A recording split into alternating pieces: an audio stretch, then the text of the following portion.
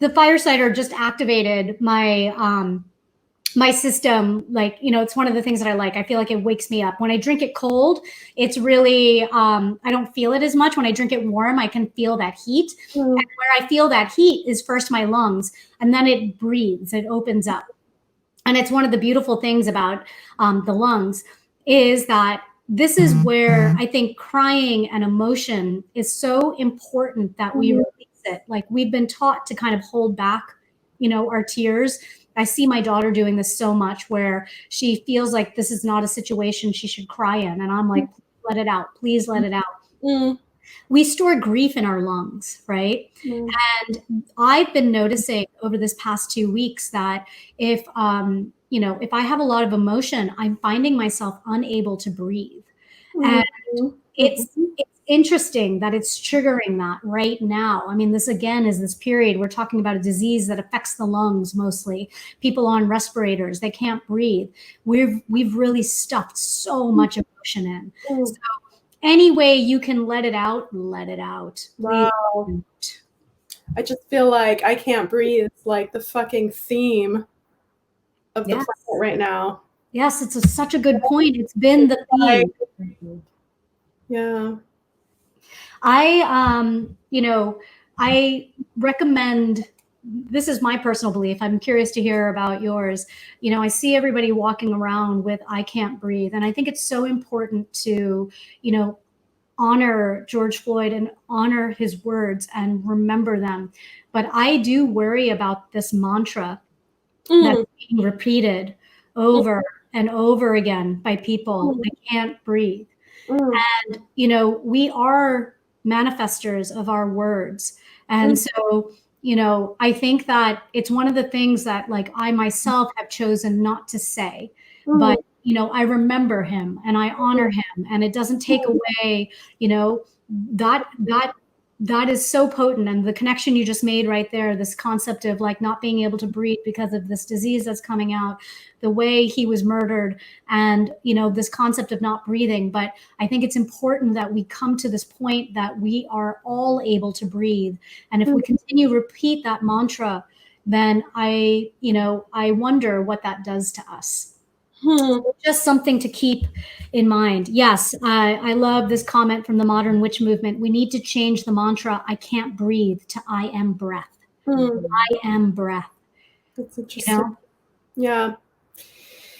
Yeah, I mean, I feel like there's a lot of potency to, like you said, holding different realities. I feel like there really is an important place for people to say, I can't breathe, or to bring focus to that reality. Like, to me, that feels important.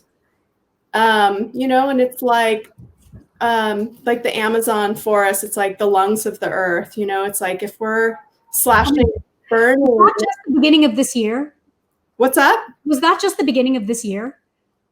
The Amazon forest? Or no, that was Australia. I'm just thinking I'm just saying, it's like, it's like the lungs of the earth. It's like Mama Earth is kind of like, I can't breathe, So I just feel like there are these like macro and micro levels where this is happening. You just made an intense connection, because we did go from the Amazon fires to the Australian wildfires to COVID to George Floyd. I mean, it's like globally, it's like, yes, we have access to breath, but it's like there's this awareness that like it's feeling hard to breathe. It is feeling hard. What is that signaling? And we have to pay attention to what that is signaling, Yeah. And yes, there's also a place for like reframing and using new language and reclaiming what the language is. But it's like we can't skip steps. We have to acknowledge that it's feeling hard to breathe on these different levels. It's so true. I mean, it was a cry from Mother Earth first, who was the one who couldn't breathe. And then we're coming into this period of not being able to breathe. And then we're really truly seeing the people who have been suffering the most, the ones that have been silenced the most, who have been, truthfully the ones that, it's so true. and again, like we were been talking about this concept of the heart chakra and the airways. Prakriti is all about breath. It's all about Mother Nature. It's all about this life force.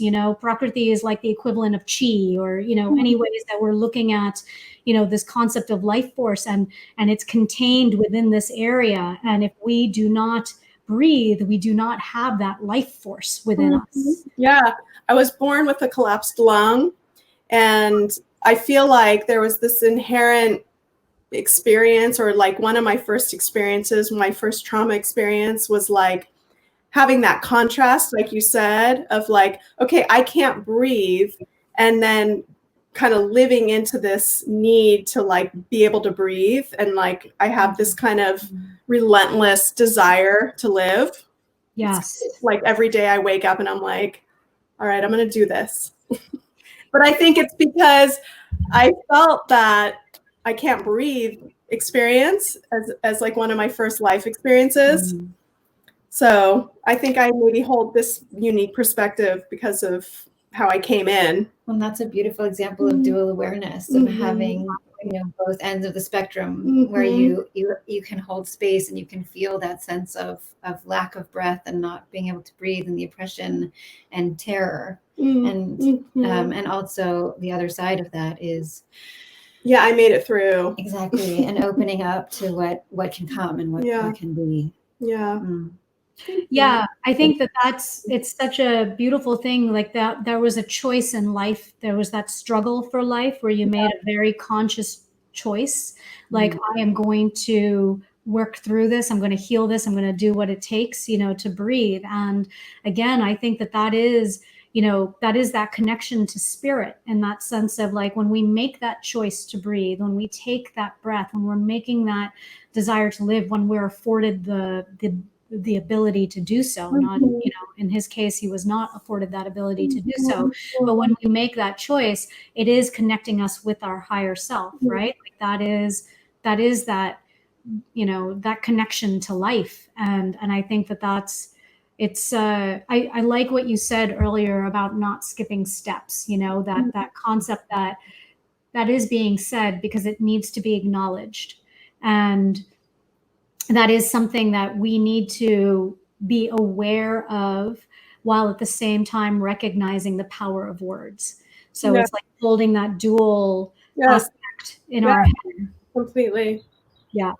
Yeah. Jenny was saying that the Breathe Essential Oil blend helps people take a deeper breath so that you can deal with grief and loss.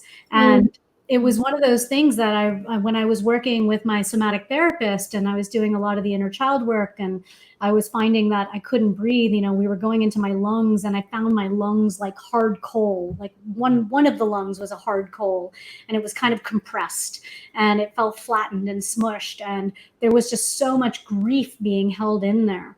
And using these kind of essential oils and using different breathing techniques allowed me to kind of like help inflate it. And I think it's interesting, you were talking about collapsed lung. It was the same, very different. It wasn't physical. This was all energetic. And when I released that, the amount of emotion that came out of me, and sometimes it's acknowledging the fact that the grief is there. It took a lot to work through that grief.